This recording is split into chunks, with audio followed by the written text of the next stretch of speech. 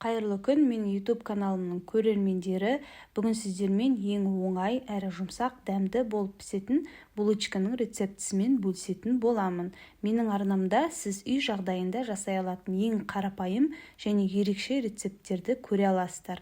Аз үйде шабыттанып, өзіңізге және жақындарыңызды қуантқыларыңыз келсе, каналыма жазылып, керемет рецепттерді жіберіп алмаңыздар. Ал енді ерекше булочканы дайындап бастайық. Бізге ең алдымен жылы сүт, су, шекер, тұз, ашытқы, ерітілген сары май, жұмыртқа қажет болады. Қандай мөлшерде керек болатынын описание бөлімінде толық жазып кететін боламын.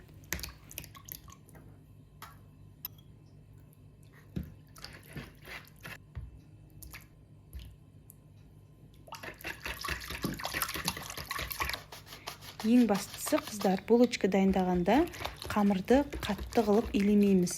Қамырды неғұрлым жұмсақ бассаңыз, қолға жабысса да ештеңе етпейді. Булочка соғұрлым жұмсақ болып піседі. Қамырды жылы жерге 1-1,5 сағатқа қойып қоясыздар. Мінекей, көріп тұрғандарыңыздай қамыр жақсы көтерілді.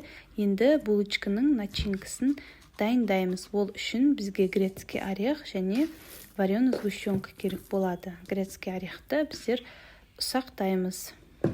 Жасалу жолы толық видеода көрсетіледі. Видеоны соңына дейін көрсеңіздер, жасалу жолы толық, анық түсірілген.